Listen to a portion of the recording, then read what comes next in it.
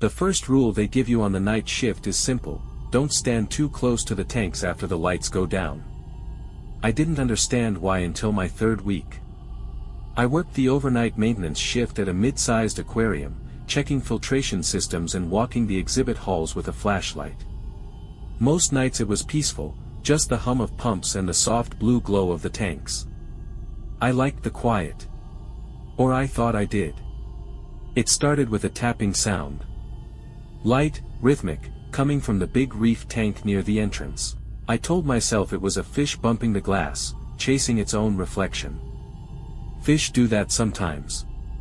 I kept walking. But the tapping followed me. 3 tanks down, same sound.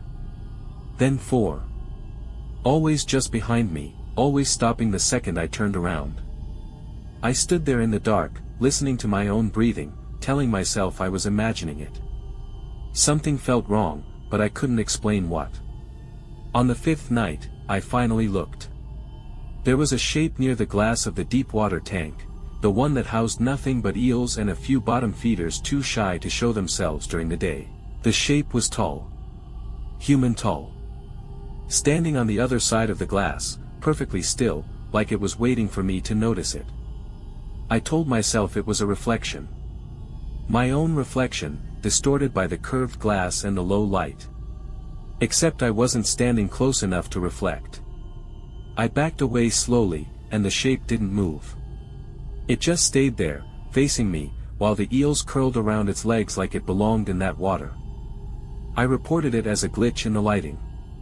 My supervisor laughed it off, said the night shift does things to people's heads.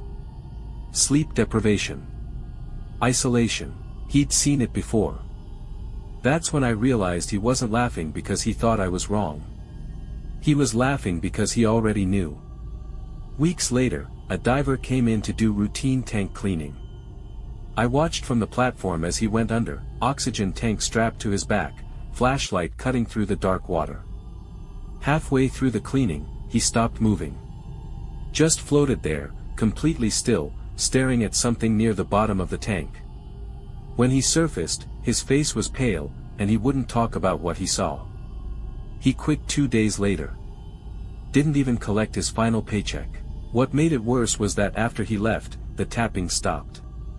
Just stopped. No more sounds following me down the halls.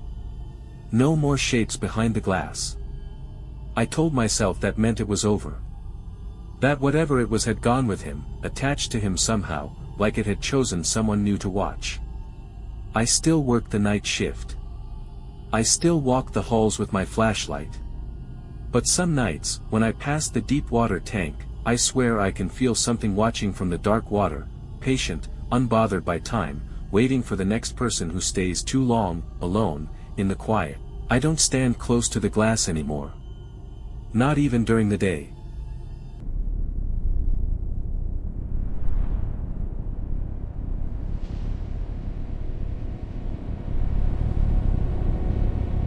I've been diving professionally for 12 years, oil rigs, shipwrecks, cave systems.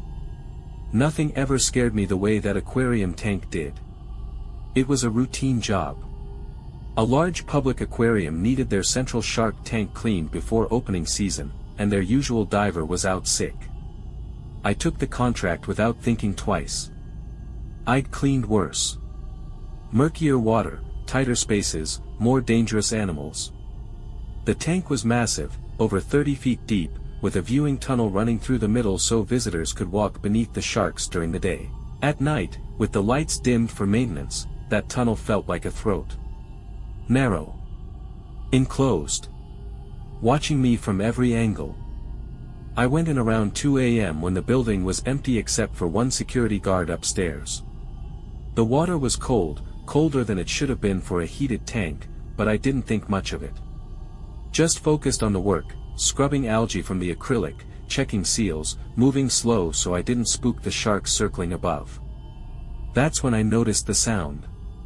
A low hum. Not mechanical. Not the filtration system. It pulsed, almost like breathing, coming from somewhere deeper in the tank than any light reached.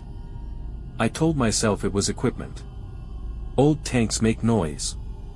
But something felt wrong, and I couldn't shake it. I kept working, but the hum got closer. Not louder, closer.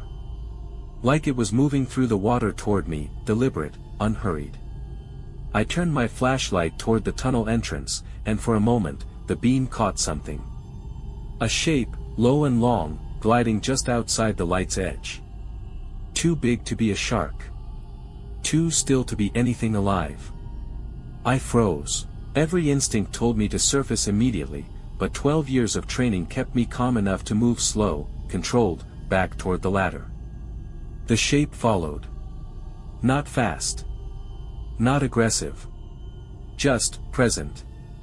Matching my pace exactly, staying just outside what I could clearly see, like it knew precisely how far the light reached and refused to cross that line. I reached the surface faster than I should have, tank still half cleaned, breathing hard against my mask. The security guard found me sitting on the platform edge, soaked, refusing to go back in. I told him what I saw. He didn't seem surprised. Said the last diver had reported something similar, a shape, a hum, something that watched from the dark parts of the tank the lights never fully reached. That's when I realized the tank had a section on the blueprint that didn't match anything in the maintenance manual. A space behind the false rock wall, sealed off, and used. Nobody could tell me what was back there. Or nobody wanted to. I finished the contract from the surface, using extended cleaning poles instead of going under again. I never went back to that aquarium. Sometimes, on other jobs, in other dark water, I still hear that hum. And I still swim faster than I need to.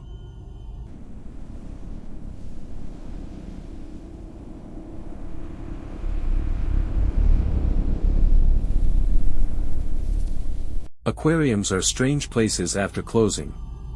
Beautiful in the day, unsettling at night. I learned that the hard way during my 2 years as overnight security. My post was a small desk near the deep sea exhibit, a dim, moody hallway meant to simulate the ocean floor, lit only by soft blue bulbs and the glow of a few slow-moving jellyfish tanks. During the day, kids loved it. At night, I hated walking past it alone. It started with the intercom. Around 1 a.m. every night, for about a week, the intercom in that hallway would crackle briefly, like someone keying a radio. No voice, just static, then silence.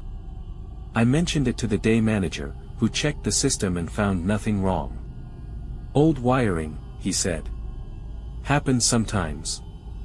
I wanted to believe him. Then the voices started. Not words, exactly, more like murmurs, low and layered, like several people whispering just behind the exhibit glass.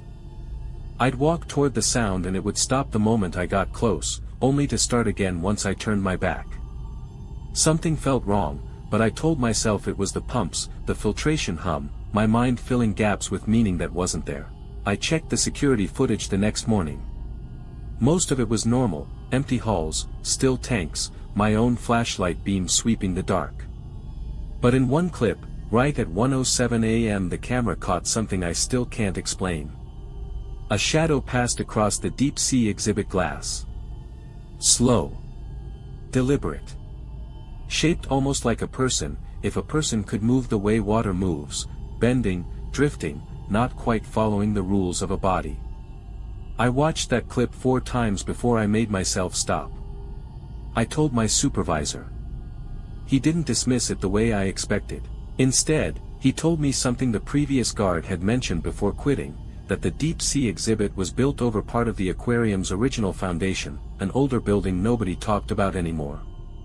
Something about a flooding incident decades ago, before the aquarium existed in its current form. Nobody would tell me the details. Just that the hallway had always felt off, even to staff who didn't believe in anything. That's when I realized the murmuring wasn't coming from the tanks at all. It was coming from beneath them. I finished my contract, but I stopped walking that hallway alone. I'd take the long way around, even if it meant extra steps, extra time, extra excuses to my supervisor about checking other exhibits first. The last week of my job, the intercom crackled one final time. This time, just before the static cut out, I swear I heard a single word, faint and drawn out, like it was spoken through water instead of air. I've never told anyone what that word was. Some nights, I still hear it, even now, long after I left that job, in the quiet moments right before sleep, when the world goes still enough for old sounds to find their way back.